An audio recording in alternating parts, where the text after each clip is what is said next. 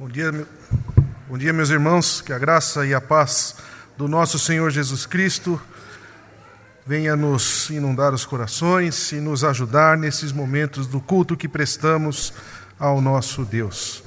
Vamos dar início a esse culto, abrindo as nossas Bíblias, carta de Paulo aos Romanos, capítulo 5. Pediria que a igreja se colocasse em pé e vamos fazer a leitura responsiva dos versículos 1 até o 11. Romanos, capítulo 5, leitura responsiva dos versículos de 1 a 11. Justificados, pois, mediante a fé, temos paz com Deus por meio de nosso Senhor Jesus Cristo. Por intermédio de quem obtivemos igualmente acesso pela fé a esta graça na qual estamos firmes e gloriamos-nos na esperança da glória de Deus. E não somente isto, mas também nos gloriamos nas próprias tribulações, sabendo que a tribulação produz perseverança. E a perseverança, experiência, e a experiência, esperança. Ora, a esperança não confunde, porque o amor de Deus é derramado em nosso coração pelo Espírito Santo, que nos foi outorgado. Porque Cristo, quando nós ainda éramos fracos, morreu a seu tempo pelos ímpios. Dificilmente alguém morreria por um justo, pois poderá ser que pelo bom alguém se anime a morrer. Mas Deus prova o seu próprio amor para conosco, pelo fato de ter Cristo morrido por nós, sendo nós ainda pecadores. Logo, muito mais agora, sendo justificados pelo seu sangue, seremos por ele salvos da ira. Porque se nós, quando inimigos, fomos reconciliados com Deus mediante a morte do seu Filho, muito mais, estando já reconciliados, seremos salvos pela sua vida. Todos juntos. E não apenas isso, mas também nos gloriamos em Deus por nosso Senhor Jesus Cristo, por intermédio de quem recebemos agora a reconciliação. É esse o único motivo pelo qual nós podemos estar aqui e prestar culto a Deus. Não somos merecedores nem disto.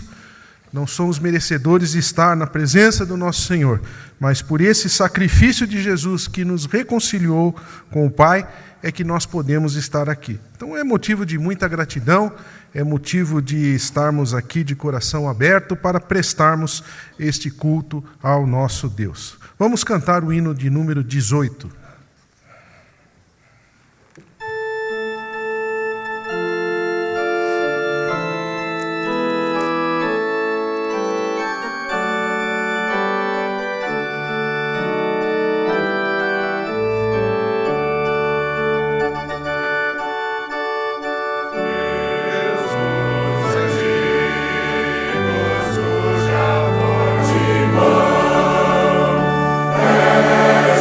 Jesus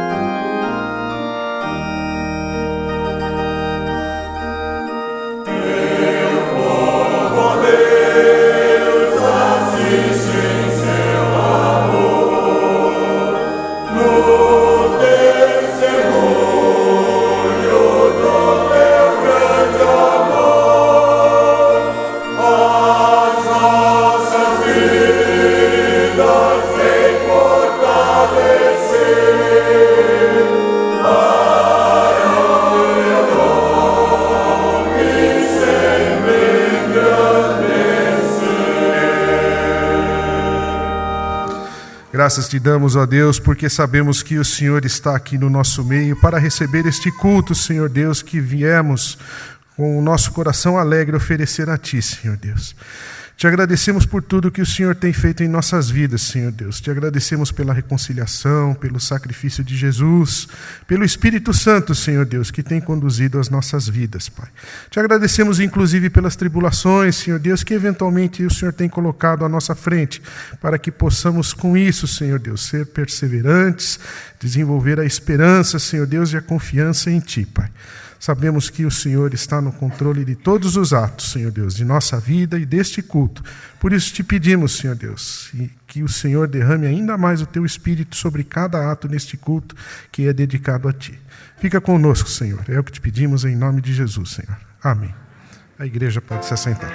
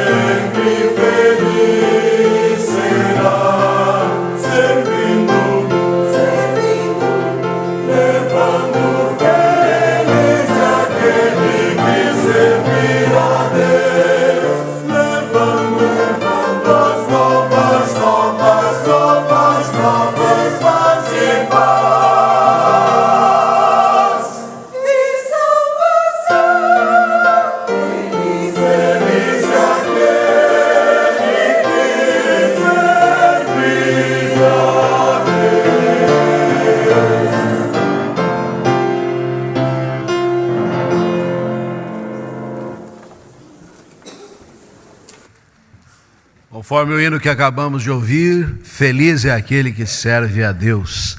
Eu creio que todos nós podemos revelar isso, não apenas pelo sorriso na nossa face, mas especialmente pelo nosso coração, estar reconhecido de que não há nada melhor do que trabalhar em prol do reino de Deus. Nós saudamos a todos no amor de Cristo, acolhemos com carinho nossos visitantes, aqueles que nos acompanham pela internet. Vamos colocar-nos em pé por um instante, vamos cumprimentar quem está perto da gente, vamos dar aquele abraço gostoso, está frio ainda apesar do sol, vamos nos aquecer na comunhão fraternal, vamos dizer que é bom servir a Deus de todo o nosso coração. Deus abençoe. Receba o nosso carinho, nosso abraço fraternal. Vamos dar aquele calor humano que é o calor do povo de Deus. Agora vamos tomar os nossos lugares mais uma vez.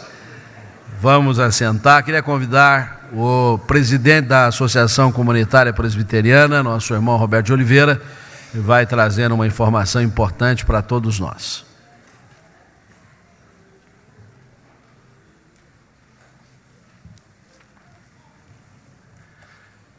Eu gostaria de meditar com os irmãos muito brevemente no Salmo de número 41.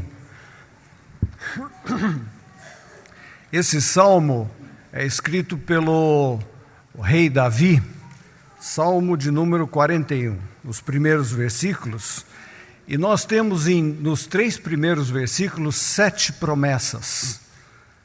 É muita promessa para 3 versículos só. Mas tem muita promessa preciosa aqui. Eu sei que nós estamos com problemas, com o número 7, especialmente quando é ligado ao número 1. Mas esse salmo tem 7 promessas. Nas escrituras, o número 7 é muito significativo. E diz o seguinte, Salmo 41. Eu vou ler na tradução de hoje, de linguagem de hoje. Felizes são aqueles que ajudam os pobres, pois o Senhor Deus os ajudará quando estiverem em dificuldades.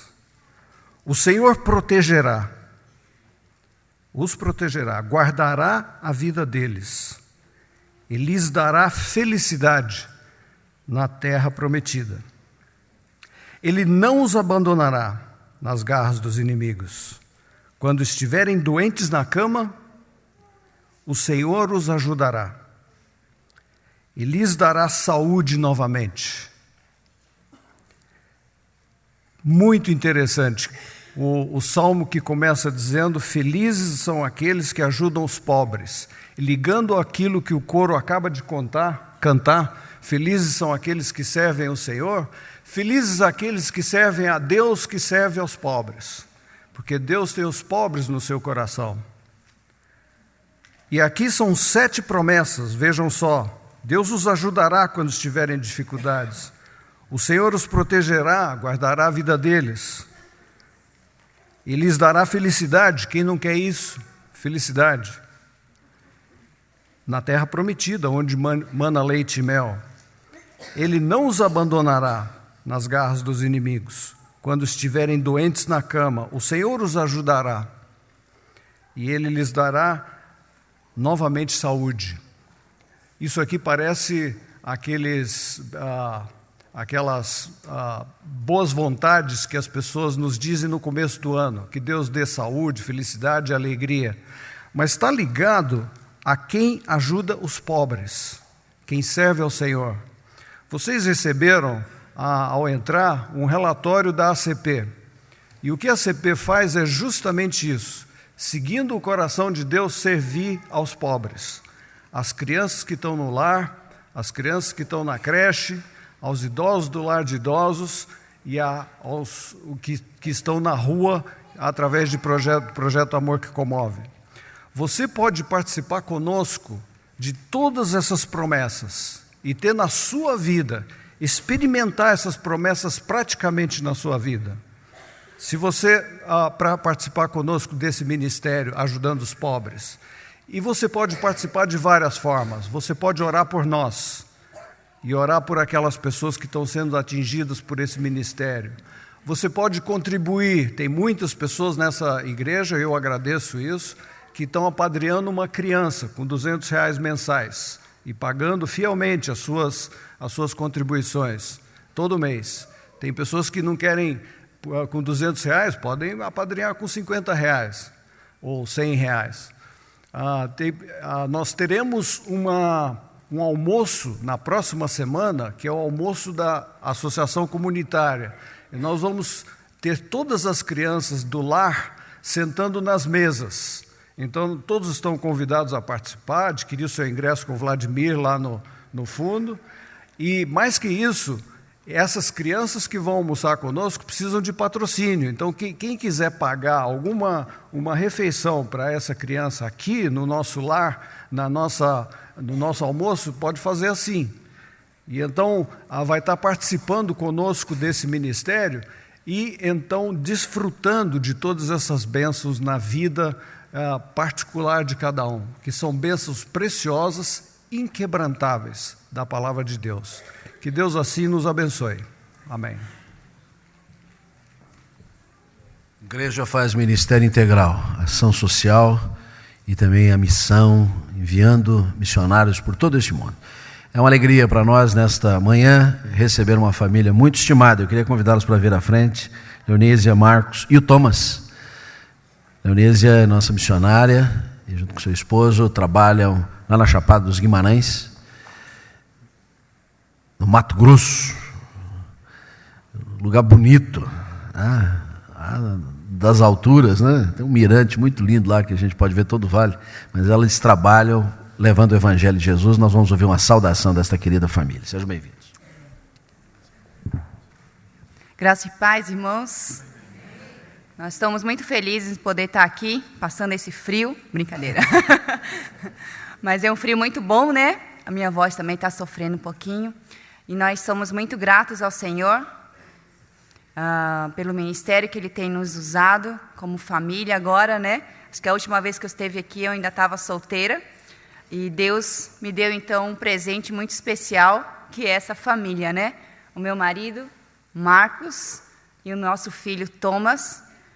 Alguns irmãos que não nos conhecem, eu sou da tribo Tucano, do Amazonas, Índia, do Amazonas, e o meu marido é suíço, da Suíça, e o nosso filho é a junção dessas duas obras do Senhor, né? Nós somos muito gratos a Deus pelo ministério que nós temos realizado lá na Chapada dos Guimarães, juntamente com uma escola de treinamento e o Complay, no treinamento de indígenas, de lideranças indígenas lá. Também trabalhava coordenando tradutores indígenas para que eles possam traduzir a Bíblia na língua deles. E nós somos gratos ao Senhor pelo apoio da igreja, apoio financeiro e apoio em oração. E nós queremos incentivar a igreja a continuar orando por nós como família. Nós passamos por momentos difíceis de saúde, eu principalmente, mas eu vejo que Deus tem me restaurado a cada dia. E nós somos gratos a Deus por conhecer, por estar esse tempo com vocês. E quem quiser conversar um pouquinho mais, nós vamos estar aqui agora pela manhã. Amém? Nós somos gratos ao Senhor e queremos ser conhecidos e visitar vocês nesse quente, calor pessoal, né? Que é Curitiba. Amém? Graça e paz. Vamos orar, irmãos. Vamos ficar de pé. Se puder estender as mãos em direção a este casal. Pai, no nome de Jesus, nós estamos na Tua presença, ó Deus, com os nossos corações repletos de alegria, ó Deus, por tudo que o Senhor tem feito em nosso meio. Especialmente, ó Deus, por o Senhor ter permitido que nós, como Igreja Presbiteriana de Curitiba, possamos, ó Deus, participar da Tua obra de expansão do Teu reino, especialmente entre os indígenas brasileiros, ó Deus. Louvamos-te, ó Deus, porque um dia o Senhor lá da selva amazônica chamou Léo, ó Deus, e ela não titubeou em te obedecer. Também, ó Deus, o Senhor buscou Marcos lá na Suíça, Senhor, trazendo aqui para a selva amazônica, ó Deus. E o Senhor dá de presente para eles esta criança maravilhosa, ó Deus, que é dádiva do Senhor. Louvamos-te, Senhor, também porque o Senhor tem ampliado cada dia mais a visão deste casal, para que o mundo indígena em especial te conheça, Senhor. Ó Deus, e pedimos-te que o Senhor continue a abençoá-los, a cuidar deles, ó Deus, para que as portas estejam sempre abertas para que eles possam entrar com a Tua palavra, ó Deus, quer treinando indígenas, quer treinando missionários, ó Deus, para que as tribos que ainda não te conhecem possam vir te conhecer. Ó Deus, derrama do Teu Santo Espírito sobre esse casal. Dê a eles saúde, desprendimento, sabedoria, para que em todo e qualquer momento, ó Deus, possam estar atentos à Tua voz. E ser com esta igreja, ó Deus, para que estejamos também prontos a Te obedecer, no sustento, no envio, ó Deus, e na intercessão.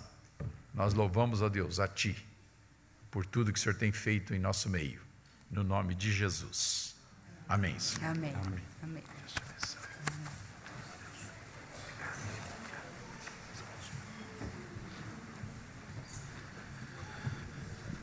A missão é integral.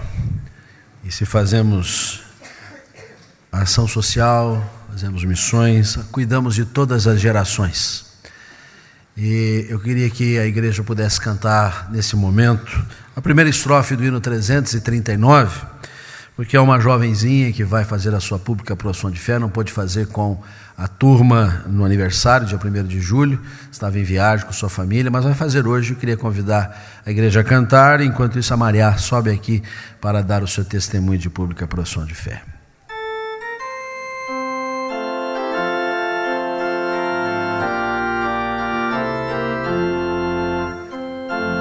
Alegrem que aceitei Jesus e nele a salvação, o gozo deste coração, eu mais e mais publicarei. Sou feliz,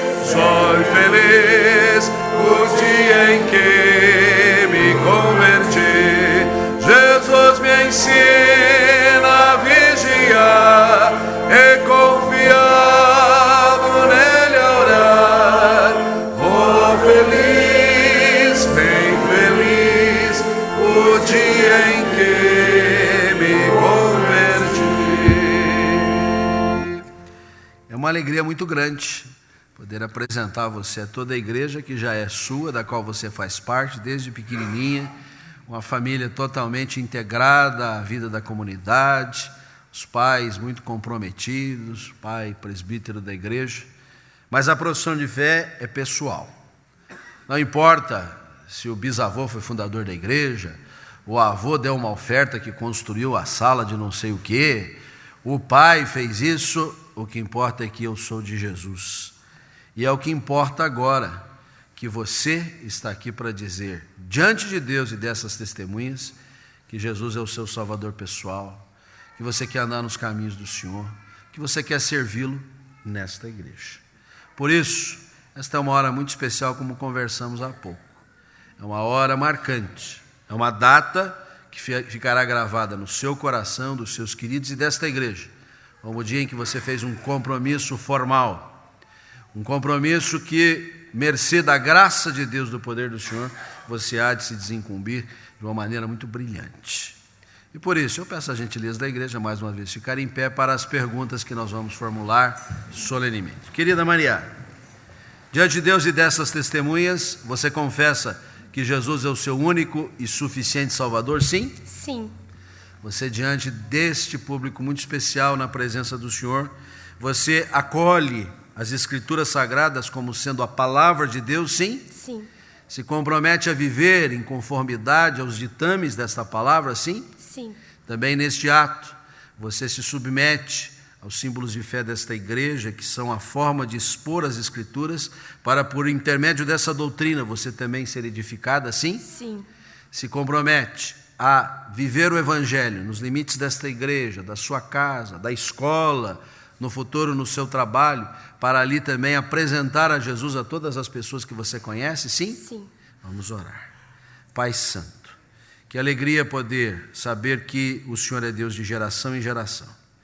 E se houve um momento em que os pais puderam apresentar sua filha ao batismo, na expectativa de que aquela semente brotasse, essa é uma hora de colher o fruto e de poder apresentá-lo diante do Senhor. Por isso, como igreja, como famílias, nós te louvamos pela vida de Maria, que neste ato declara o seu compromisso com Jesus, que vai andar na tua presença sempre conforme o sustento da tua graça. Faze, ó Deus, um baluarte na tua igreja. Seja ela bênção para aqueles que a cercam, para aqueles a quem o Senhor a enviar como testemunho do teu amor. Sustenta a sua vida, que a palavra do Senhor seja o norte dela, que a graça de Cristo esteja sempre vibrando no seu coração. É o nosso pedido, a nossa súplica, em nome de Jesus. Amém. A igreja Amém. pode assentar-se. Como pastor efetivo desta igreja, é meu privilégio declará-la como membro comungante com muita alegria. Deus te abençoe. Você também. Obrigado, querido. Pode voltar para o seu lugar. Reverendo Wesley.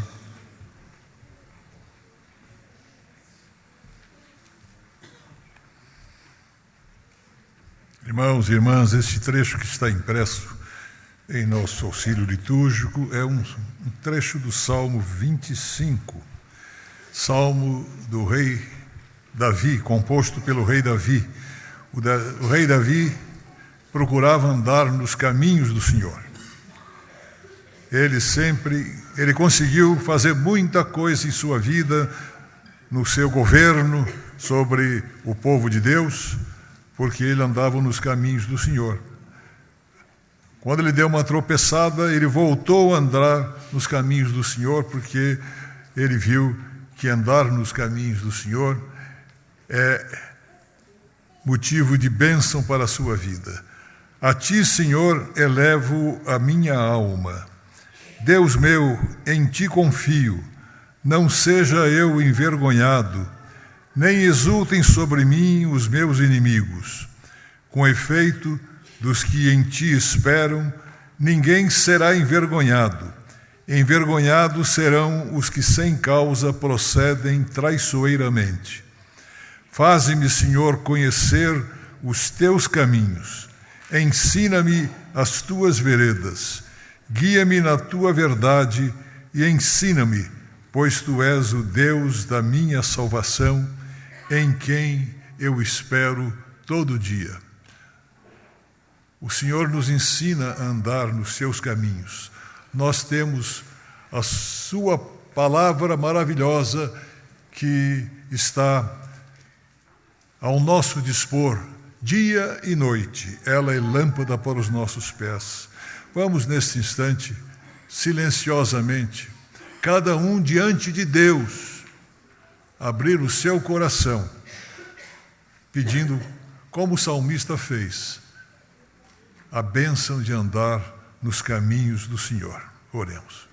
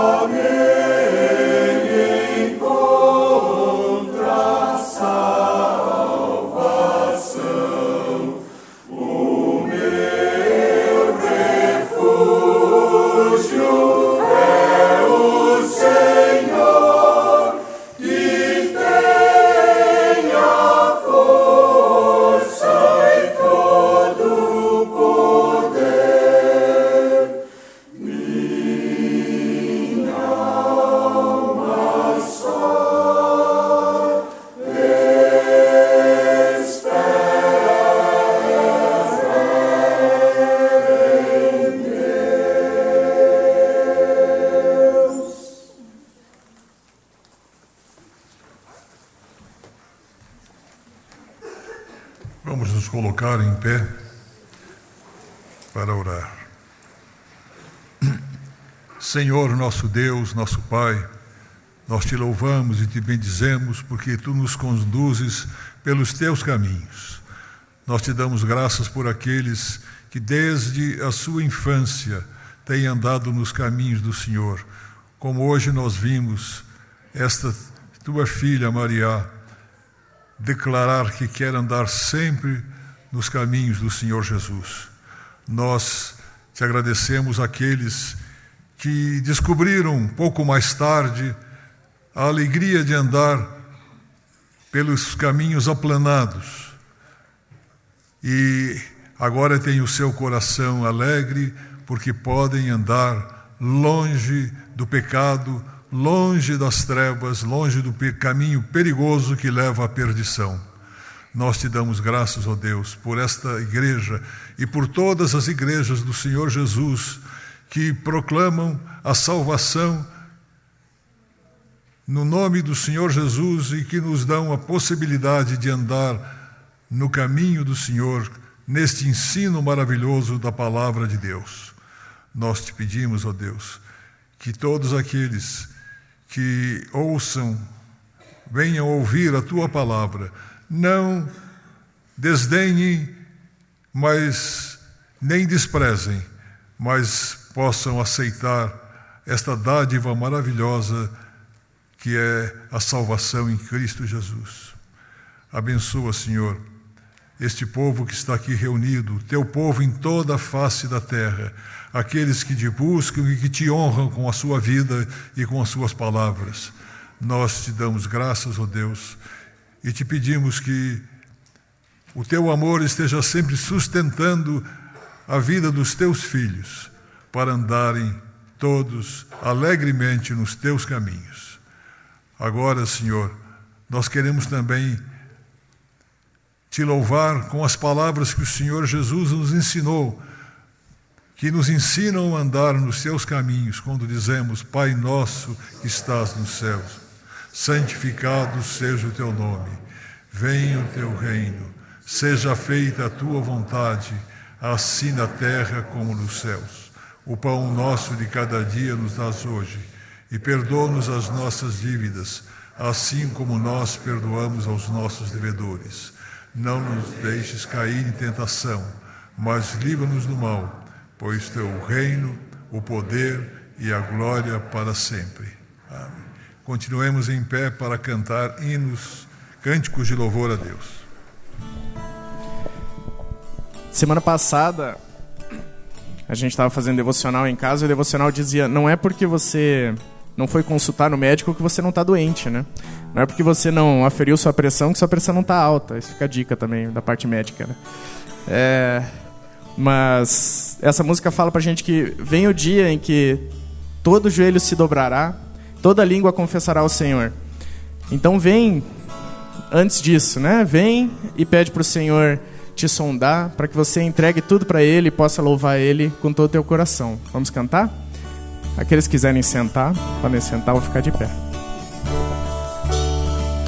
Vem, essa é a hora da adoração. Vem, dar a Ele teu coração. Vem, assim como estás para adorar. Vem, assim como estás diante do Pai. Vem. Vamos ter início? Vem, essa é a hora da adoração. Vem, dar a Ele teu coração. Vem, assim como estás para adorar. Vem, assim como estás diante do Pai. Vem, toda língua confessará ao Senhor, todo joelho se dobrará.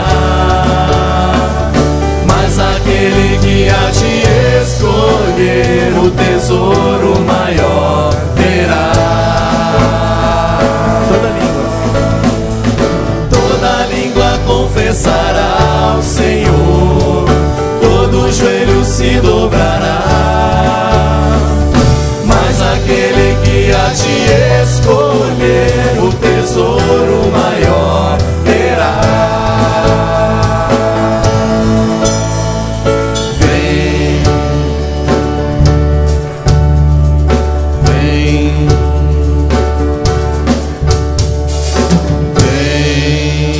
Igor, você projeta o refrão lá? É no Marcharemos Cheios de Coragem. Quem conhece essa música? Marcharemos Cheios de Coragem, Vencedores por Cristo. Alguém? Nossa, estou ficando velho mesmo, então, né?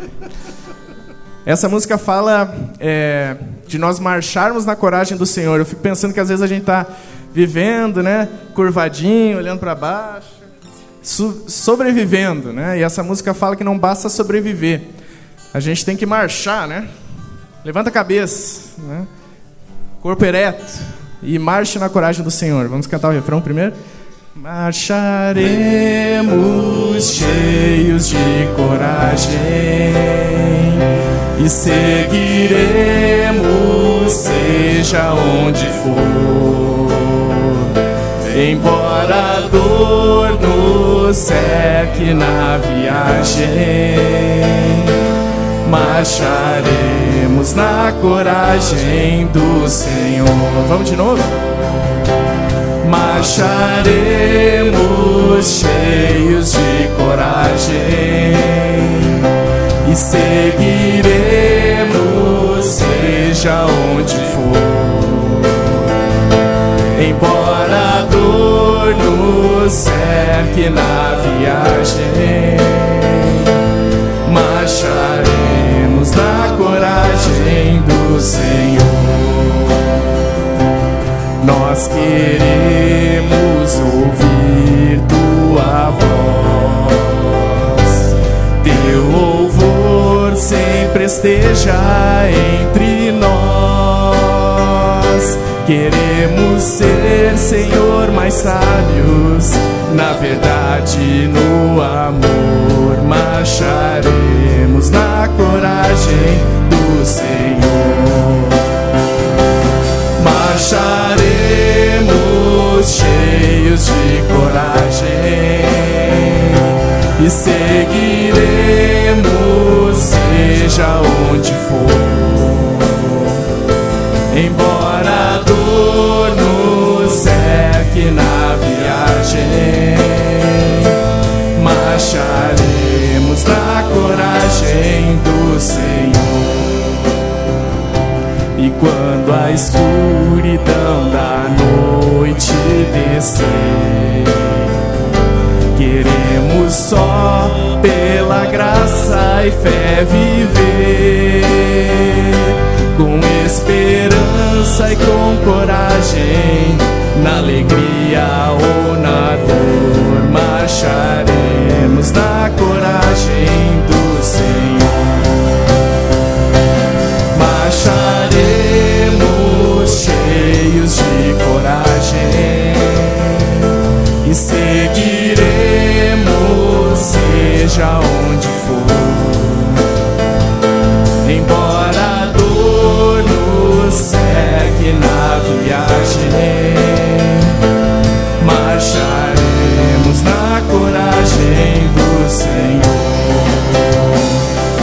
Marcharemos cheios de coragem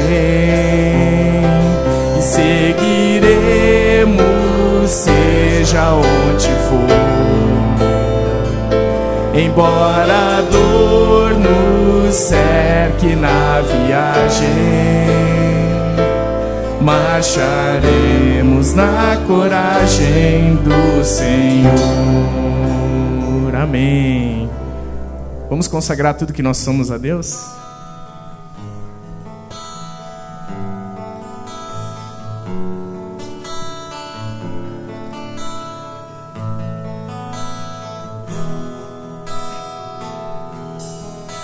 Ao Rei dos Reis consagro tudo o que sou, de gratos louvores transborda o meu coração. A minha vida eu entrego nas tuas mãos, meu Senhor, pra te exaltar com todo o meu amor. Eu te louvarei conforme a tua justiça e cantarei louvores, pois tu és altíssimo. Celebrarei a ti, ó Deus, com meu viver. Cantarei, contarei as tuas obras, pois por tuas mãos foram criados terra, céu e mar e todo ser. Que beleza! Toda a terra celebra-te com cânticos de júbilo, pois tu és o Deus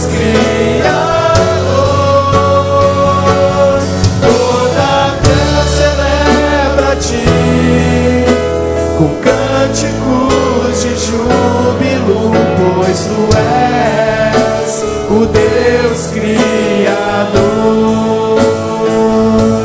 Celebrarei a ti, ó Deus, com meu viver, cantarei e contarei as tuas obras, pois por tuas mãos foram criados terra, céu e mar e todo ser que nele está.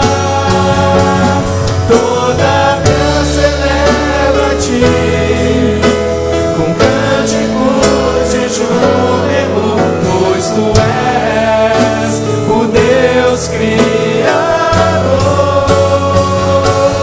Toda terra celebra a ti, com cânticos de júbilo, pois tu és o Deus Criador. A honra, a glória, a força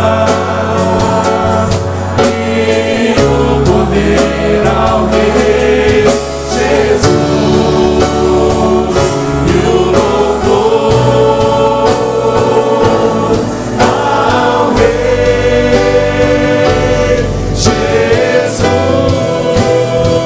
Jesus. A honra, a glória, a força e o poder ao Rei Jesus, e o louvor ao Rei Jesus. Amém. Podem sentar.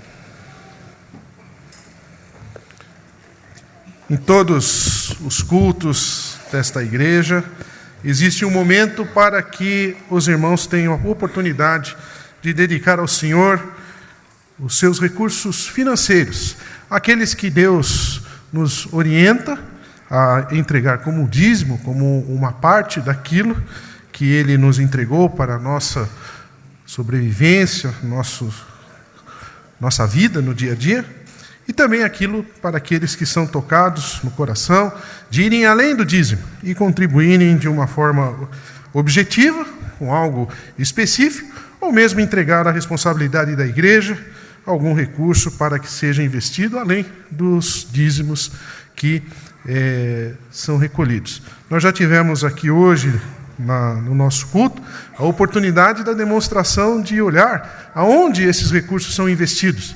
Já tivemos aqui o presidente da ACP, você tem aí o relatório nas suas mãos para ver que parte dos recursos que você aqui deposita vão para a área social. Já tivemos aqui uma missionária que vem de longe, e são muitos os missionários que são também sustentados.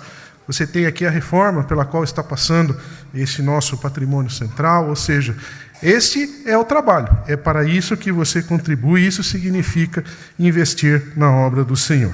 Mas há um ponto fundamental que está escrito ali no livro de Provérbios, no capítulo 3, que eu pediria aos irmãos que abrissem e lessem de forma conjunta os versículos 9 e 10. Livro de Provérbios, capítulo 3, vamos ler juntos os versículos de 9 e 10. Honra ao Senhor com os teus bens e com as primícias de toda a tua renda, e se encherão fartamente os teus celeiros, e transbordarão de vinho os teus lugares. Quem escreveu isso foi Salomão, uma pessoa extremamente abençoada pelo Senhor, porque justamente ele consagrava aquilo que ele tinha ao Senhor. Essa não é uma questão matemática, não é uma questão de que se você entregar 10 ao Senhor, Deus vai te devolver 20. Não é assim que funciona. Se assim fosse, seria muito fácil. Mas o convite que o Senhor faz através dessas palavras de Salomão é para que você honre ao Senhor. Honrar ao Senhor significa você colocar os teus bens de coração à disposição do trabalho do Senhor. Os 10% que Ele te pede como dízimo, que sejam entregues à igreja, para que aqueles a quem Deus escolheu para dirigirem o trabalho façam a destinação, mas o mais importante, que os outros 90% que você tem, para que você decida qual a melhor forma que você vai usar, honrando ao Senhor sempre. Nós escutaremos mais uma vez um hino pelo nosso conjunto coral, enquanto eu convido os diáconos a fazerem o recolhimento das ofertas. Os nossos visitantes, não se constranjam, esse é um compromisso dos membros desta igreja, mas se você quiser participar, fique à vontade, será uma bênção para todos nós.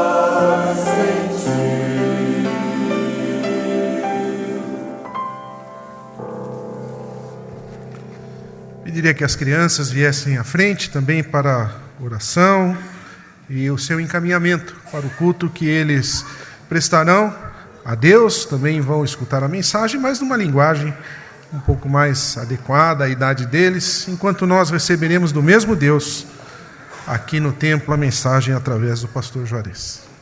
Vamos orar. Senhor nosso Deus e Pai, mais uma vez te damos graças, Senhor Deus, porque há tantos anos, Senhor Deus, 126 anos, o Senhor tem sustentado esta igreja, esse trabalho aqui nesta cidade, neste bairro que o Senhor aqui plantou, Senhor Deus, essa semente que tanto tem frutificado, Pai. Obrigado mais uma vez por tantas famílias, tantas gerações que já passaram aqui contribuindo, da forma como esses irmãos contribuíram hoje e como têm contribuído fielmente, Senhor Deus, em todos os domingos, em todos os cultos que realizamos, Pai. Obrigado pelo direcionamento que o Senhor tem dado, Senhor Deus, a esses recursos, através do Conselho da Igreja e demais entidades, Senhor Deus, que recebem as suas verbas para aplicarem na sua obra, Senhor Deus. Dê sabedoria a cada um que está ali, Senhor Deus, para que tudo seja feito de acordo com a tua vontade, de acordo com os teus planos, Senhor Deus. E agora, em especial, também te pedimos uma bênção, Senhor Deus, sobre essas crianças, Senhor Deus, que vão receber a sua palavra, assim como nós aqui dentro do espaço de adoração, Pai.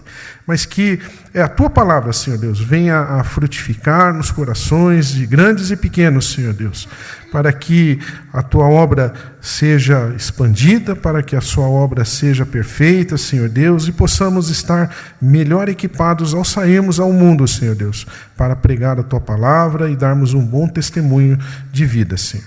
É o que nós te pedimos e agradecemos em nome de Jesus, Senhor. Amém.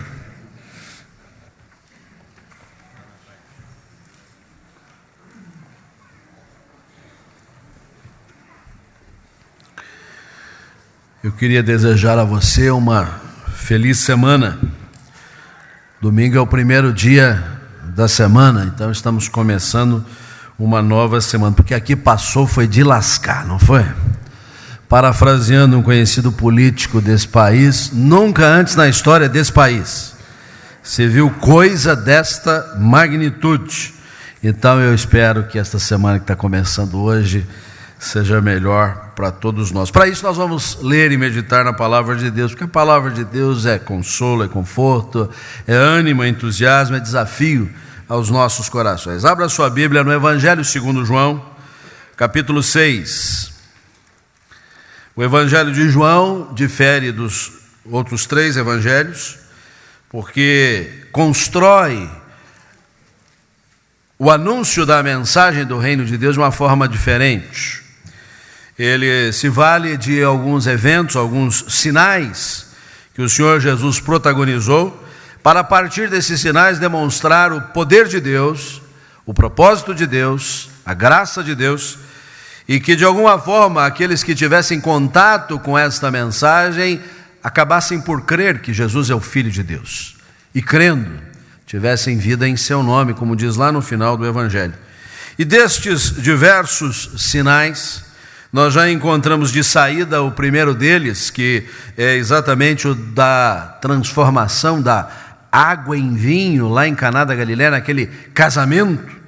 A gente não sabe quem eram os noivos, o nome deles, propriamente a origem de família, a gente não tem maiores informações, mas que Jesus transformou a água no melhor dos vinhos, isso não há dúvida.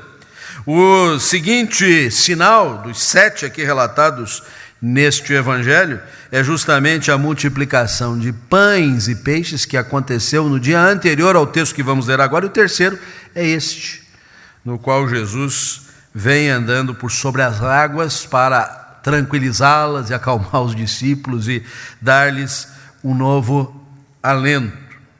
Mas eu creio que a gente pode enxergar aqui lições muito preciosas para nós, além daquelas que nós já aprendemos desta conhecida passagem. Vamos ler juntos, assentados, mas com toda reverência, esta porção que vai do verso 16 ao 21 de João, capítulo 6. Todos.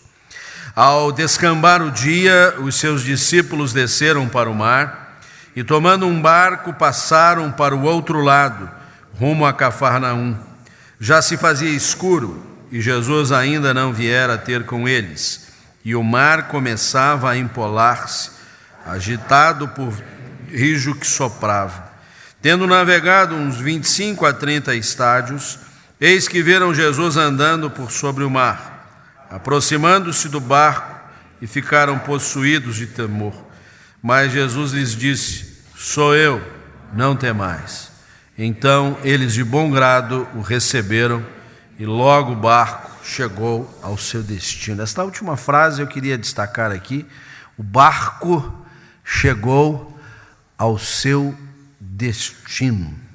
O barco chegou ao seu destino. A nossa vida pode ser comparada a uma jornada rumo a um destino, a um objetivo, a um alvo, algum lugar em que nós imaginamos chegar a um estado de coisas, a um estágio X, e a gente está rumando para lá, e a gente está caminhando para lá, e a gente está dando braçadas para chegar lá, e a gente às vezes corre, às vezes vai um pouco mais devagar, mas nós temos que ter em mente o objetivo. Para muitos esse destino aparentemente é incerto, desconhecido, absolutamente indiscernível, não tem a menor noção, vão indo, acham que tem esse objetivo, mas não sabem expressá-lo, não sabem exprimir.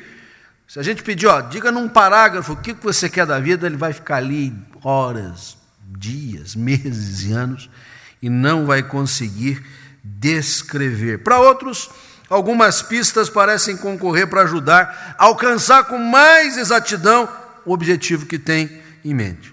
Quero, olhando para episódios isolados desta caminhada, uma coisa que aconteceu aqui, outra aconteceu ali, ou o conjunto todo, em maior ou menor grau, a gente pode fazer melhor esta ponderação acerca do nosso objetivo. Ora, sabemos, portanto, onde queremos chegar e nos empenhamos para tal, e às vezes não sabemos, e por isso todo o empenho para chegar acaba sendo baldado, como se diz a frase conhecida de todos, lugar comum. Para quem não sabe aonde ir, qualquer caminho serve. Ele não sabe onde vai. Então, qualquer indicação serve. Conta-se do indivíduo que entrou afoito num edifício, subiu o elevador, e aí, perguntado pelo assessorista, que andar você vai fazer? Qualquer um, eu estou no prédio errado mesmo, então tanto faz, não tem problema.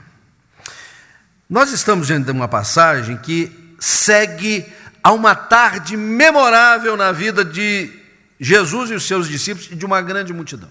Depois de acompanharem o Senhor Jesus ao longo de um seminário intenso, ao longo de um dia, era uma palestra depois da outra, era uma reflexão depois da outra, era uma coisa encantadora, o Senhor Jesus protagonizou o milagre da multiplicação de peixes. Se isso fez bem para aqueles que estavam esfaimados, para aqueles que passaram o dia inteiro ali acompanhando Jesus, diz, agora vem um lanchinho, que coisa boa. Para os discípulos foi algo encantador, porque eles tinham sido desafiados a servirem sem ter o que servir. 5 pães, 2 peixes, o que é isso para tanta gente? E no final eles foram participantes de algo tremendo. Foi uma tarde memorável em que eles testemunharam o poder de Deus, multiplicando pães e peixes e motivando a sua fé. E aí o Senhor os incitou, os motivou a rumarem para Cafarnaum, atravessando o conhecido Mar da Galileia, aquele que a gente aprendeu de pequenininho na escola dominical, no culto infantil, Pedro, Tiago e João no marquinho, no Mar da Galileia, que também é chamado de Lago de Tiberíades, que é também chamado de Lago de Genezaré. Fica lá no alto da Palestina, o Rio Jordão começa um pouquinho antes dele e o enche, e depois o rio vaza após esse Mar da Galileia e vem para morrer no conhecido Mar Morto, né? Até hoje estão procurando saber quem é que matou o Mar Morto. Na verdade é que ele está morto lá, não tem vida ali nele, né? E iam para Cafarnaum, que era sede do ministério de Jesus. Jesus fazia incursões para aqui e para ali, mais ao redor desse lago de Genezaré, às vezes descia mais para a Samaria, a província vizinha, chegava à província da Judéia, mas voltava para Cafarnaum. Não era uma viagem longa, nem seria, portanto, demorada, muito menos era desconhecida deles. Muitas vezes eles navegaram por ali, mas quase não chegaram lá, quase sucumbiram, quase ficaram no meio do caminho, depois de uma tarde memorável, depois de um dia inigualável, veio uma madrugada tétrica, veio uma noite interminável e eles quase não conseguiram chegar ao seu objetivo. Mas alguns fatores foram decisivos para que eles chegassem ao seu objetivo, para que por fim chegassem a Cafarnaum, que eu gostaria a partir deles observar com os irmãos que eles podem servir para nós também, para que cheguemos à nossa Cafarnaum, para que alcancemos o objetivo da nossa vida, ou os objetivos da nossa vida, para não sermos tão simplórios ou simplistas, para que de fato alcancemos sentido na nossa existência. A primeira coisa que nós precisamos aprender decididamente é que no rumo do nosso objetivo nós precisamos definir o alvo. Qual é o nosso alvo? Qual é o nosso alvo? O alvo do estudante é colar grau, do profissional aumentar os seus ganhos, o alvo do político é ser eleito, o alvo da seleção é ser campeão. Bom, isso deixa para lá, não tem nada a ver conosco, não é? E o alvo do crente. Nós estamos aqui professando a nossa fé junto com a Maria, que hoje veio oficializar isso, mas todos nós, quando estamos em culto, estamos adorando a Deus, estamos ratificando a nossa fé, estamos confessando a nossa fé, portanto somos crentes. Qual é o alvo do crente? Às vezes a gente pensa assim, o alvo do crente é ir na igreja todo domingo, é um bom alvo, excelente alvo, mas seria só isso? O alvo do crente é prestar atenção em tudo que acontece no culto, isso é bom, né? E assim por diante, mas às vezes a gente limita demais o nosso alvo como crentes a uma prática religiosa, a um serviço religioso, a um encontro com hora e lugar marcados e que tão logo aquela hora e aquele lugar passem da nossa agenda, nosso alvo fica perdido até que a gente se encontre novamente, né? Até que nos vejamos outra vez, ainda para citar a Bíblia. Como nós estamos neste mês estudando a mordomia da palavra, vamos passar um pouquinho na palavra. Algumas coisas vão nos ajudar bem a definir o nosso alvo como crentes. Primeira coisa, o alvo do crente é conhecer a Cristo. Abra sua Bíblia na carta que Paulo escreveu aos Filipenses, no capítulo 3.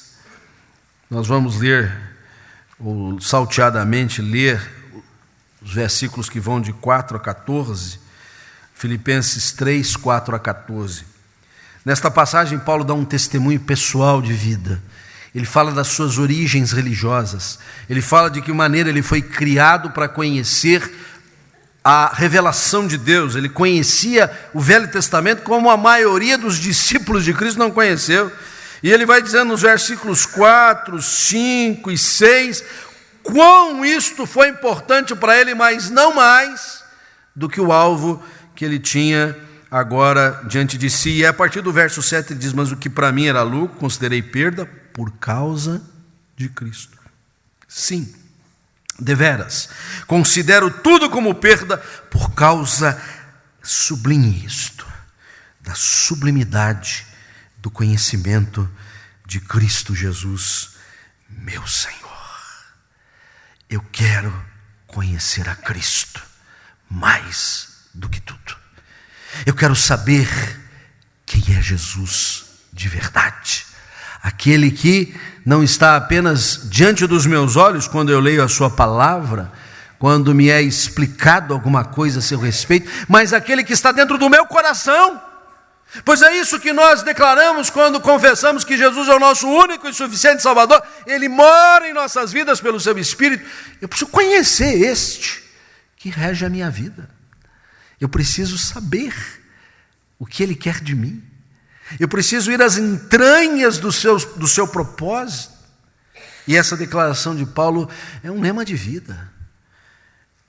Vale a pena repetir. Tudo eu considerei perda por um objetivo, por um alvo. Eu troquei, eu fiz daquilo que era tão importante para mim, secundário, para tornar prioritário a sublimidade do conhecimento de Cristo Jesus, meu Senhor. E ele reafirma o seu argumento, dizendo, por amor do qual perdi todas as coisas, perdeu até casa, família, objetivos materiais, perdi tudo, considero isso até mesmo um refúgio para ser achado nele, não tendo justiça própria que procede de lei, senão a que é mediante a fé em Cristo, a justiça que procede de Deus, baseada na fé. E vejam que este conhecimento agora toma uma especificidade no versículo 10, para o conhecer e o poder da sua ressurreição, e a comunhão dos seus sofrimentos, conformando-me com Ele na sua morte. Conhecer a Cristo, conhecer a sua história, conhecer o seu propósito, conhecer o poder da sua ressurreição. Jesus não ressuscitou apenas para que a gente possa uma vez por ano ter um culto da ressurreição, uma alvorada da ressurreição, um domingo que a gente levanta mais cedo e depois tem um delicioso café pascal aqui na nossa igreja. Ele ressuscitou para que nós sejamos ressurretos, para que a nossa vida seja marcada por esta vida nova. Não somos mais a velha criatura, somos uma nova criatura em Cristo Jesus. Por isso o alvo da nossa vida deve ser conhecer a Cristo, porque este alvo agora se desdobra para um passo adiante, que é ser como Cristo. Abra sua Bíblia em Efésios, a epístola que vem antes de Filipenses, no capítulo 4, versículo 13. Aqui o apóstolo Paulo está descrevendo a funcionalidade da igreja. Como é que a igreja se governa, como é que a igreja trabalha, como é que a igreja funciona, como é que esse negócio que um faz uma coisa, tu faz outra, Deus dota um com uma capacidade, outro com outra, e ele vai dizendo, é assim a dinâmica da igreja, mas uma coisa é capital. Versículo 13, até que todos cheguemos à unidade da fé e do pleno conhecimento do Filho de Deus, à perfeita varonilidade, à medida da plenitude de Cristo. Esta expressão varonilidade, em algumas versões é traduzida como a perfeito varão. Varão é o homem, humanidade, a humanidade de Cristo. Nós não temos por objetivo ser como Cristo na sua divindade. Ele é Deus de Deus, nós somos humanos, filhos de Deus adotados em Cristo Jesus. Mas Jesus tem a natureza humana perfeita. Ele é o modelo, ele é o padrão. O primeiro Adão frustrou. O primeiro Adão não é exemplo para nós, porque ele desobedeceu, rebelou-se, permitiu o ingresso do pecado no mundo. Paulo diz na carta aos Romanos, o último Adão, o novo homem, Cristo Jesus, é o perfeito varão. Por isso o nosso alvo, que é conhecer a Cristo, avança para ter como alvo ser como Cristo, na sua humanidade, na sua varonilidade, nos seus gestos, no seu convívio, no seu pensamento, na sua atitude, no seu objetivo de vida, ir às últimas consequências. Qualquer coisa menos do que isso é diminuir o valor do ser crente, porque ser crente, o alvo do ser crente implica em ser como Cristo é, o que acaba desembocando necessariamente em viver para Cristo. Agora voltamos mais uma epístola, Gálatas. Então nós vamos de trás para frente, Filipenses, Efésios, Gálatas, capítulo 2, versículo 19 e 20. É Paulo de novo dando o seu testemunho pessoal, mas que aqui pode ser o meu e o seu, e deve ser, porque eu, mediante a própria lei, morri para a lei, a fim de viver para Deus. Estou crucificado com Cristo. Logo, já não sou eu quem vive, mas Cristo vive em mim. E este viver que agora tenho na carne, vivo pela fé no Filho de Deus, que me amou e a si mesmo se entregou por mim. Vivo para Cristo. Minha vida não tem sentido para projetos pessoais, particulares, individualistas. O objetivo, o propósito das nossas vidas deve ser viver para Cristo. Qualquer passo, qualquer gesto, qualquer empreitada deve ser para o Senhor Jesus Cristo. Aqueles discípulos haviam passado uma tarde, eu repito, memorável, inigualável, iria ficar gravado na sua alma o resto de suas vidas. Nunca viram coisa semelhante, mas naquela madrugada, já no anoitecer, foram horas e horas, eles tinham poucos quilômetros para atravessar. Às 4 horas da manhã estavam no meio do lago, rodopiando, e provavelmente se perguntando qual o sentido das nossas vidas. Por que é que nós testemunhamos aquilo no final daquela tarde, e depois de ouvir tantas coisas maravilhosas do nosso mestre, se nós vamos sucumbir, nós não vamos chegar à nossa Cafarnaum. E provavelmente, depois de passar por aquela aragem toda, eles pensaram: nós temos que ter um objetivo melhor na nossa vida. Nós temos que rumar seguros para a nossa verdadeira Cafarnaum. E é por isso que depois a gente vai ler coisas que Pedro escreve nas suas epístolas, Tiago faz o mesmo, João, o mais novato, que trazem ao longo dos séculos esta segurança de vidas que disseram: o nosso objetivo não era só chegar na margem que objetivávamos ali de Cafarnaum, o objetivo da nossa vida é conhecer a Cristo, é ser como Cristo, é viver para Cristo. Mas dentro deste propósito de rumar ao nosso verdadeiro objetivo, se definir o alvo é algo fundamental. Em segundo lugar, eu quero dizer que a gente não pode desconsiderar as adversidades. Elas são importantes. Elas não podem ser tratadas com indiferença. Nós não podemos dar de ombros para elas como se elas não viessem, ou se vierem não vão ter a menor importância e que a gente tira de letra tudo isso e elas estão por aí. Em meio à nossa jornada, muitas coisas acontecem para impedir-nos de chegar ao alvo. Muitas delas fora de nós, outras dentro de nós mesmos. A nossa tendência sempre é culpar os outros, né?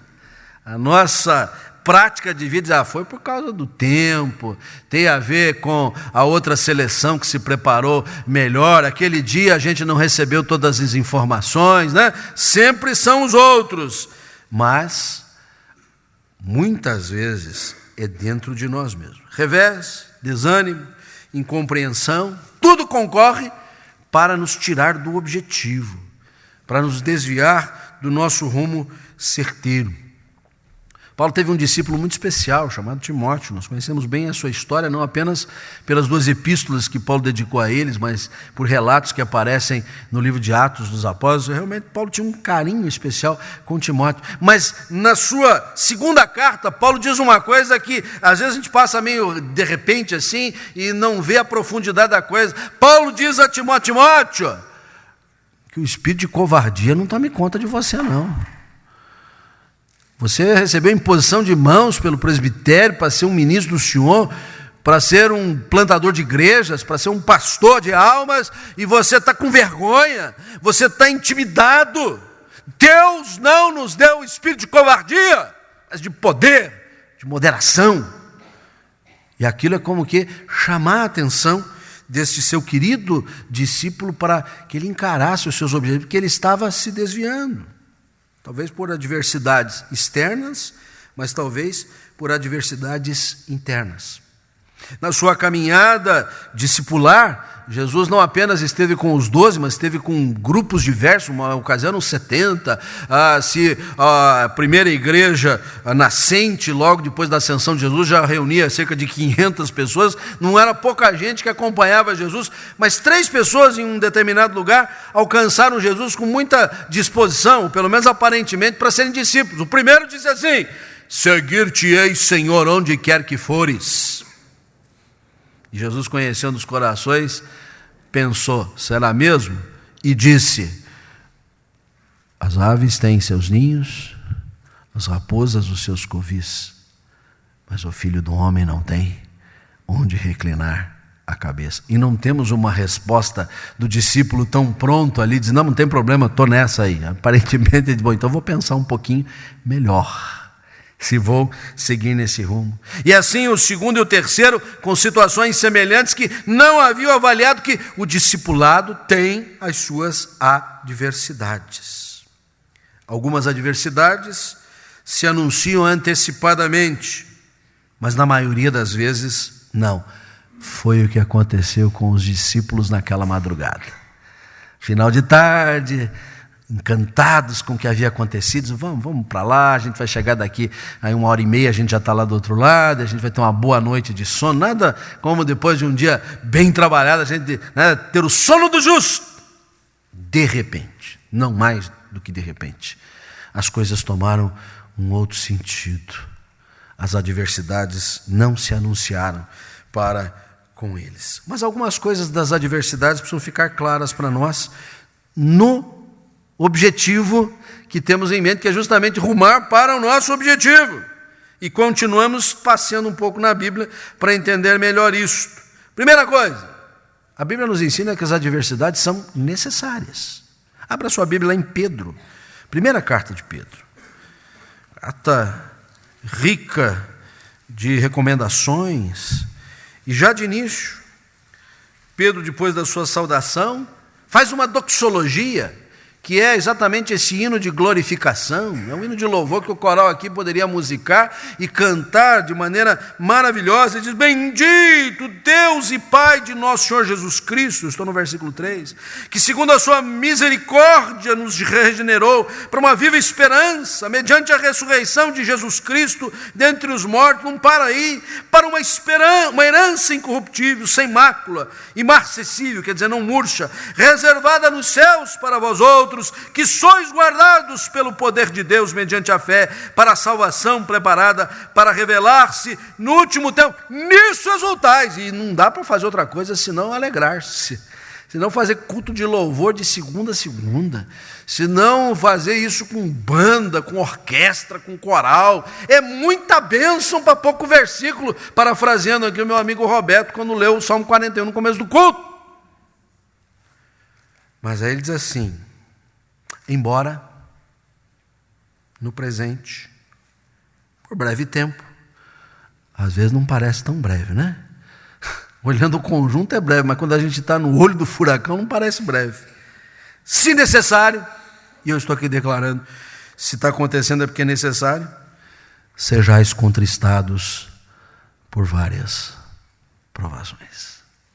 São necessárias as adversidades, as situações contraditórias, as lutas, as interrogações, as dúvidas, alguma angústia para chegarmos a alguma luz. Não vamos desprezá-las, não vamos tratá-las como indiferença, não vamos dar de ombro como se não fossem importantes. Elas de alguma forma nos ajudam a chegar no nosso objetivo. E talvez isso fique mais claro para nós lendo outras duas passagens. Agora voltamos para Romanos, capítulo 5, que lemos já na liturgia do nosso culto nesta manhã, mas seria importante reprisar. Capítulo 5, versículos 3 a 5. Aqui Paulo também glorifica a Deus pela obra da salvação, particularmente a justificação dentro da ordem da salvação, a ordem dos salutis. Mas ele diz assim: não apenas nos gloriamos por esta graça maravilhosa do Senhor, revelada pela justificação, nós, versículo 3, nos gloriamos nas próprias tribulações, sabendo que a tribulação produz perseverança, e a perseverança experiência, e a experiência esperança. Esperança que não confunde, porque o amor de Deus é derramado em nosso coração pelo Espírito Santo que nos foi outorgado. As adversidades são necessárias porque atestam a nossa fé, capacitam a nossa fé, dão sedimentação à nossa fé, determinam que a nossa fé não é folguedo, a nossa fé não é embalo de sábado à noite, a nossa fé não é movida por primeiro lugar nas competições, a nossa fé não depende de circunstâncias, a nossa fé depende da graça de Deus. E por fim, então, o profeta Jeremias. Vamos ler um texto do Velho Testamento. O Velho Testamento também fala sobre estarmos firmados na fé. E essa palavra do Senhor ao próprio profeta, agora não é o profeta que está falando em nome de Deus, é Deus dizendo para o profeta que estava assim meio titubeando, que estava perdendo o seu rumo. E é um pouco incódico isso, por isso a gente precisa explicar um pouquinho melhor. Capítulo 12 de Jeremias, 5 e 6.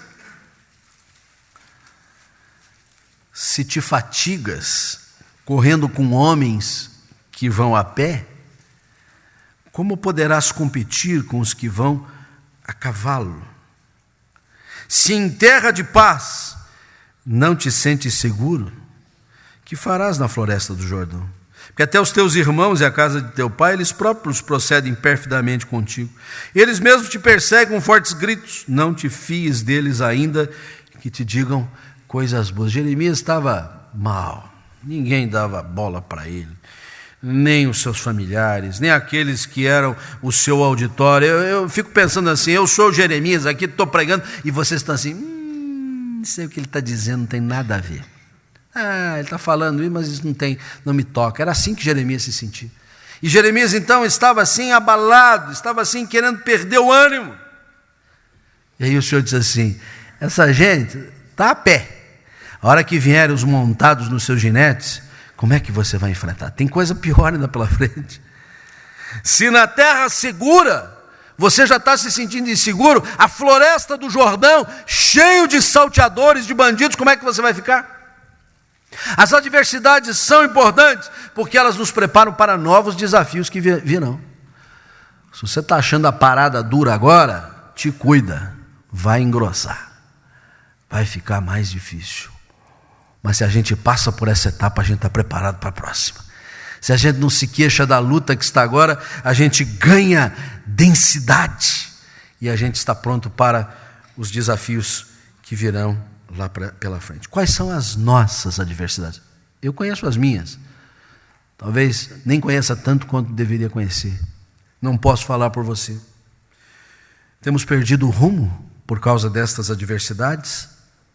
Não deveríamos. Ao contrário, justamente por causa delas, deveríamos nos focar no nosso objetivo. Deveríamos voltar ao nosso alvo, que é ser como Cristo, que é conhecer a Cristo, que é viver para Cristo, mesmo em meio às adversidades, que ao invés de nos tirarem do nosso alvo, elas vão nos fazer centrados mais uma vez neles. Quero caminhar para o final. Há uma terceira e última lição do texto de João, onde nós retornamos agora, capítulo 6, porque é justamente a importância de não estarmos sozinhos. Na caminhada, rumo ao nosso objetivo, nós não vamos solitariamente, mesmo que às vezes fisicamente estejamos sós.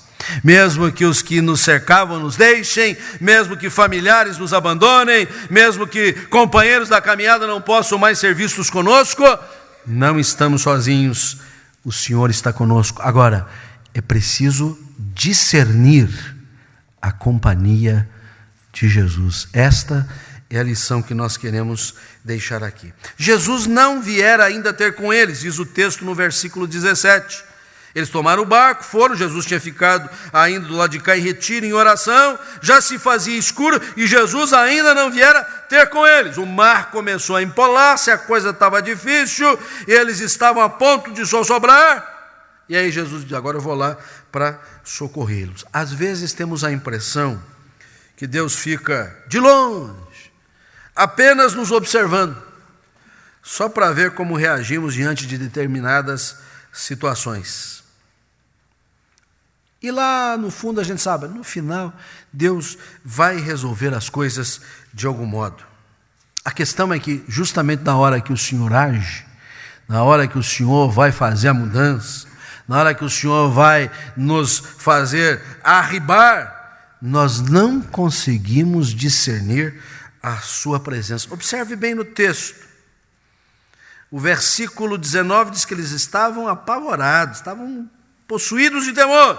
E Jesus chega, mas a primeira coisa que Jesus tem que fazer é se apresentar de novo para eles. Versículo 20. Jesus lhes disse, sou eu mesmo. O outro evangelho vai nos dizer neste episódio que eles acharam que era um fantasma. Às vezes nós perdemos o nosso rumo, porque o Senhor está ali e a gente não está discernindo a sua presença. E o Senhor está dizendo, sou eu, conta comigo, meu braço está aqui. Por que você está querendo confiar nos outros, confiar em circunstâncias, confiar na alternância do clima, confiar no diagnóstico médico? Sou eu, estou aqui. E a gente está baratinado, e a gente está perdido. Pedro, que sempre protagoniza esses episódios, Num determinado momento, quando Jesus indagava quem é que os homens dizem que eu sou, Elias, Jeremias, qualquer dos profetas, ele estufou o peito, puxou o pigarro lá do fundo e disse: tu és o Cristo, o Filho do Deus vivo. Ah, mas que coisa maravilhosa. Tinha que fazer uma placa desse tamanho para andar como um chapéu na cabeça de Pedro. Principalmente naquela fatídica sexta-feira, quando o mesmo Pedro negou conhecer Jesus. Não sei quem é, nunca vi, sabe? Nunca soube dele. Às vezes é assim, no meio das adversidades, no turbilhão da vida, nas turbulências da existência, nós que já dissemos: eu creio que Jesus é o meu único e suficiente Salvador, já demos o testemunho público da nossa fé, não sabemos quem é Ele, que Ele tem que vir e se apresentar. Não sou eu, estou aqui, estou contigo. Por isso, meus irmãos, rumo ao nosso objetivo, definido bem o nosso alvo, sabendo que as adversidades têm o seu lugar, mas na companhia de Jesus, nós podemos vivenciar 3 coisas importantes. Eu quero terminar com isso. Primeiro, a confiança que supera o medo. É natural a gente ficar intimidado, acovardado, apequenado, mas se nós olharmos agora ao nosso redor e sentirmos a companhia do Senhor Jesus, Ele está conosco, a confiança vai retomar o rumo, vai pegar firme na nossa direção, e nós não vamos perder mais o nosso rumo. Segunda coisa que podemos vivenciar na companhia de Jesus: o entusiasmo que supera o acanhamento. A palavra entusiasmo, literalmente, poderia ser traduzida com Deus dentro. Enteos. De dentro, está lá dentro, teos, Deus, entusiasmo. É verdade. Jesus não se apresenta apenas: oi, tudo bem, como é que vai? Prazer, estou aqui de fora. Ele está lá dentro. Então o entusiasmo vai superar qualquer acanhamento, covardia. E já que Ele está conosco, é presença garantida, a sua comunhão Ele oferece a nós, esta comunhão supera o distanciamento. Os discípulos estavam pensando: Jesus ficou lá, Ele provavelmente sabia que a gente ia passar por este aperto, nós ficamos por conta e risco, mas eis que o Senhor agora se aproxima deles. Então a comunhão acabou superando qualquer distanciamento. Nós somos comparáveis a um barco que fica vogando pelos turbulentos mares da vida. Ora somos levados para um lado, ora somos levados para o outro, mas chegaremos ao nosso destino com a companhia bendita e segura do Senhor Jesus. Que Ele assim nos abençoe. Amém. Vamos, pois, meus irmãos, cantar o hino de ações de graças, o hino 63, e que pede para que nós contemos as bênçãos. É um desafio. Em meio às lutas, às adversidades, temos sido sim abençoados pelo Senhor. Então, com muita alegria e surpreendentemente, vamos declarar quanto Deus já tem feito na nossa vida. E no 63.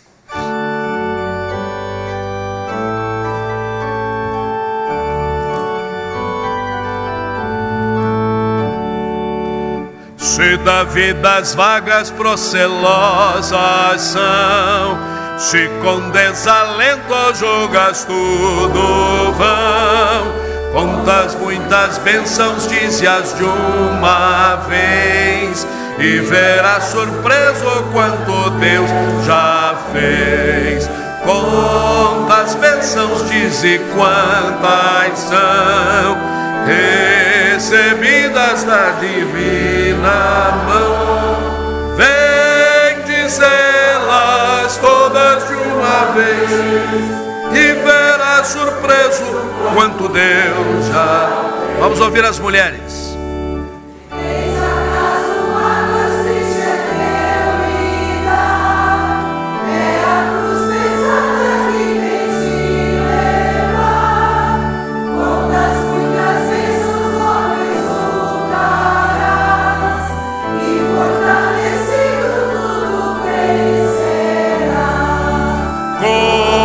As bênçãos, dize quantas são, recebidas da divina mão.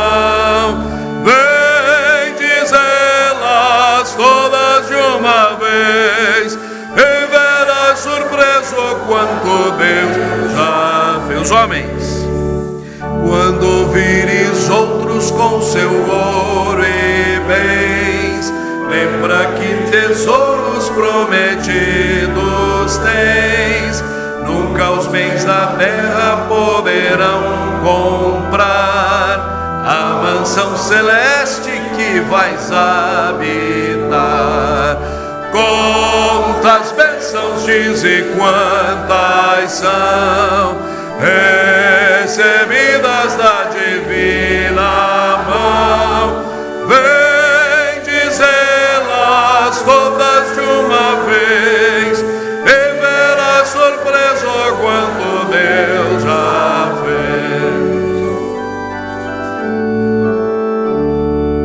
Seja o teu combate longo ou breve aqui, não te desanimes, Deus será por ti.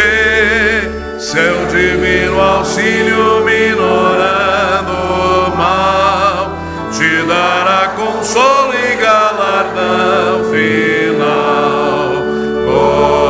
Quantas bênçãos diz e quantas são recebidas da divina mão.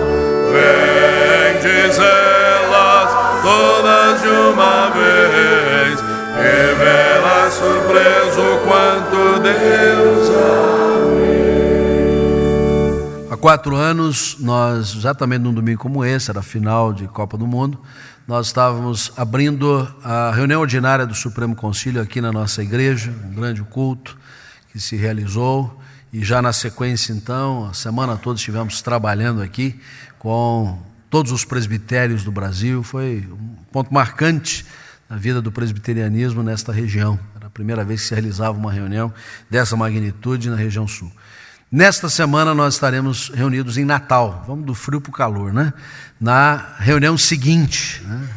Ali fora a 37ª, agora será a 38ª reunião ordinária do Supremo Concílio, para a qual estão ocorrendo mais de 300 presbitérios. Nós teremos lá também o movimento da ordem que tivemos aqui, talvez um pouco maior, porque a igreja cresce, e nós encarecemos as orações dos irmãos. A reunião, diferentemente, já vai começar no sábado, e tem gente já chegando na sexta-feira. Nós, pela Secretaria Executiva, já estamos indo já na terça-feira, porque temos muito trabalho lá de preparação, e seguirá a semana toda, do dia 19 ao dia 26 de julho. Então eu peço que vocês se lembrem de orar pela reunião, pelas decisões, pelo ambiente, que a vontade de Deus se faça no seio da nossa igreja, mormente em função desta Assembleia Geral que se realizará. Que Deus assim seja provido a abençoar a nossa amada Igreja Presbiteriana do Brasil.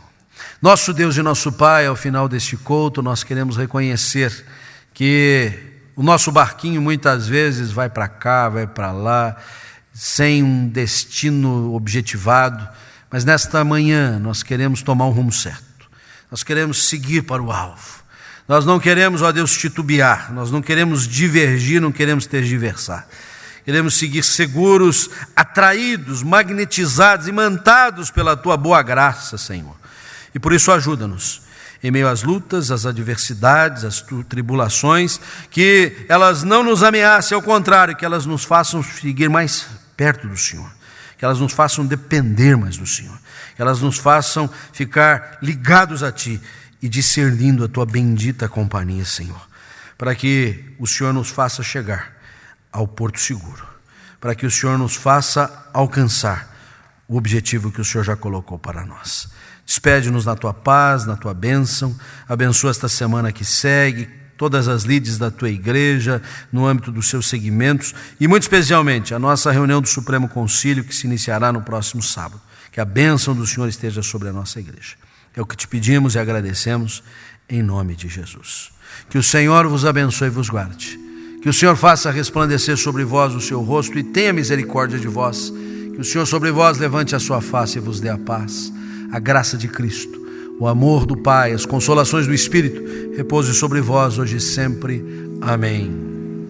Vem, derrama paz, vem, derrama as bênçãos sobre este povo que se chama povo teu. Dá-nos teu amor, dá-nos tua força, para que tentações não venham a nos desviar.